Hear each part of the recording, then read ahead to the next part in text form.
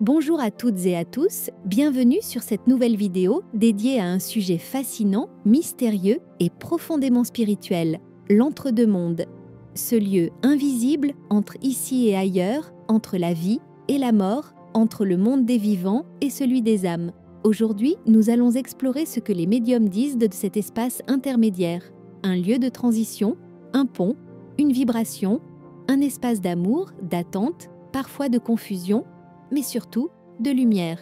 Asseyez-vous confortablement, ouvrez votre cœur et laissez-vous guider à travers les révélations étonnantes recueillies polignées par des médiums du monde entier. Chapitre 1. L'entre-deux-mondes, c'est quoi? Lorsque l'on meurt, que se passe-t-il exactement? Les médiums sont nombreux à rapporter un phénomène quasi universel. L'âme sort du corps.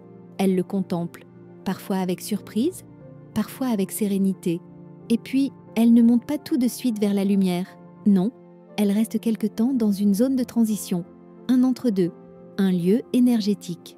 Un espace que certains appellent le plan astral inférieur, d'autres la zone grise, ou encore la salle d'attente cosmique. C'est là que l'âme revoit sa vie défiler, se prépare à rencontrer ses guides, attend d'être appelée ou aidée pour passer. Selon le médium québécois Jean-Charles Chabot, l'entre-deux-mondes est un espace bienveillant mais aussi d'apprentissage. C'est là que l'âme prend conscience de ce qu'elle a vécu et surtout de ce qu'elle a fait ressentir. Chapitre 2. Ce que voient les médiums. Les médiums ne décrivent pas tous l'entre-deux de la même façon, mais des points communs émergent dans leur récit. Un espace baigné d'une lumière douce, ni trop forte, ni agressive. Des présences aimantes, souvent silencieuses, mais très rassurantes. Une impression d'apesanteur, des sons, des musiques parfois célestes, un sentiment profond de paix, même chez les personnes mortes tragiquement. Le médium américain James Van Praagh affirme que l'entre-deux-mondes est comme une vibration suspendue. Les âmes peuvent encore voir les vivants, mais elles sont dans une dimension légèrement décalée. Chapitre 3. Pourquoi certaines âmes restent bloquées? Mais alors, pourquoi toutes les âmes ne passent-elles pas directement dans la lumière? Selon de nombreux médiums, il y a plusieurs raisons, mort soudaine ou violente. L'âme ne comprend pas qu'elle est morte. Attachement émotionnel, une mère trop attachée à son enfant, un mari qui ne veut pas quitter sa femme, culpabilité ou peur du jugement.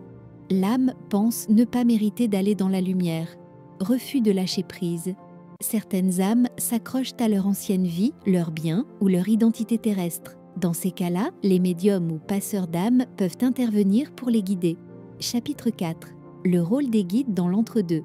Heureusement, les âmes ne sont jamais seules.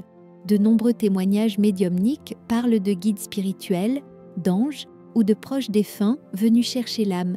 Souvent, ces guides accompagnent en douceur, apaisent les peurs, répondent aux questions de l'âme, l'invitent à franchir la porte. Le médium français Stéphane Alix raconte dans ses enquêtes que beaucoup d'âmes voient apparaître une lumière au loin, mais certaines n'osent pas y aller. Elles restent dans un état flottant jusqu'à ce qu'une présence de confiance vienne les rassurer. Chapitre 5. Que ressent l'âme dans cette zone?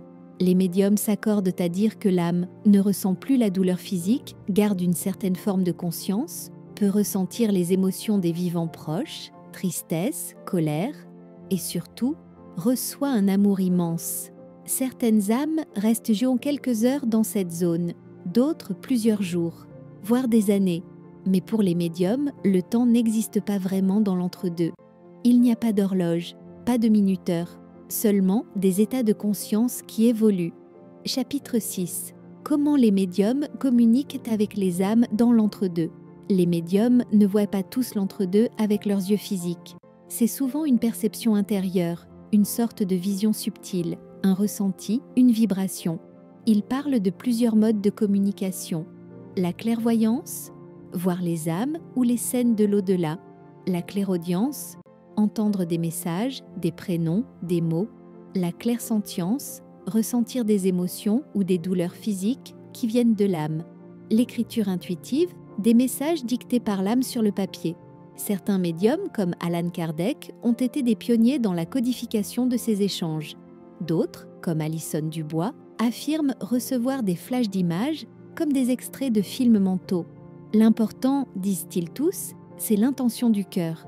Une âme ressent la pureté de l'intention. Elle ne répond pas à la curiosité, mais à l'amour sincère. Chapitre 7. Les messages que les âmes en transition veulent transmettre. Quand une âme communique depuis l'entre-deux-mondes, ces messages sont souvent empreints d'émotion. Voici ce que les médiums entendent le plus fréquemment. « Je vais bien, ne t'inquiète pas ». L'âme veut rassurer ses proches. « Je suis désolée ». Certaines âmes demandent pardon pour des paroles blessantes, des disputes ou des absences. « Je t'aime ». L'amour non exprimé sur terre est souvent libéré dans l'entre-deux. « Continue ta vie, je suis toujours là ». Les âmes souhaitent que les vivants ne restent pas figés dans la douleur. Et parfois, une âme transmet des messages de guidance, des choix à faire, des personnes à éviter ou au contraire, à retrouver. Ce qui est frappant, selon les médiums, c'est que l'âme se détache de l'ego et parle avec sagesse, douceur et profondeur. Chapitre 8. Témoignage concret de médium. Le médium britannique Gordon Smith raconte le cas d'un jeune homme décédé dans un accident de moto.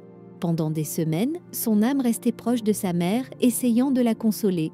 Ce n'est qu'après que la mère a pu exprimer sa douleur en consultation que le garçon est passé dans la lumière. La médium française Christine André évoque un père décédé qui n'osait pas franchir la lumière car il avait honte d'avoir été violent. Grâce au pardon de sa fille, transmis en séance, il a pu partir libéré. Le médium Henri Vigneault parle de ces âmes qui reviennent pour expliquer aux vivants ce qu'elles ont compris. J'ai compris que le plus important, c'était d'aimer. Le reste, le jugement, la réussite, tout ça, c'est tellement secondaire. Chapitre 9. Peut-on visiter l'entre-deux en rêve ou en méditation ? Oui, selon de nombreux témoignages, les vivants peuvent entrer en contact avec l'entre-deux-mondes, notamment pendant des rêves très clairs où un défunt nous parle, nous serre dans ses bras, nous guide. Des états méditatifs profonds où l'on ressent une présence, une chaleur, une lumière. Des expériences de mort imminente, EMI, où des personnes ont vu l'entre-deux avant de revenir à la vie. Le docteur Raymond Moody, spécialiste des EMI, affirme que l'entre-deux est une porte ouverte, pas une barrière. On peut le toucher du cœur. Mais attention, il ne faut pas chercher à forcer ces expériences. Elles arrivent de naturellement lorsque l'esprit est prêt, lorsque le cœur est paisible. Chapitre 10. Que faire si on sent une présence ? Il arrive que l'on sente une présence autour de soi, une sensation de chaleur, de froid, un souffle, un parfum ou un sentiment d'être observé. Les médiums recommandent dans ce cas de rester calme, de ne pas avoir peur, d'allumer une bougie blanche, de parler avec le cœur, à voix haute ou intérieurement, de dire à l'âme qu'elle peut partir en paix, ou de prier son ange gardien ou un guide pour l'aider à monter dans la lumière. Parfois, ces présences veulent juste dire au revoir.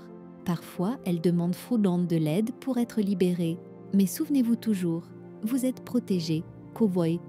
Aucune âme errante ne peut vous faire de mal si vous êtes aligné, tout aragène dans la lumière. Conclusion. L'entre-deux-mondes, une invitation à aimer mieux. Ce que nous apprennent les médiums, c'est que la mort n'est pas une fin. C'est un passage, une transformation.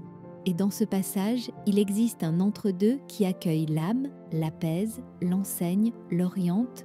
Nous, vivants, pouvons apprendre à écouter, apprendre à aimer sans attendre, pardonner tant qu'il est temps, honorer ceux qui sont partis en leur parlant avec le cœur.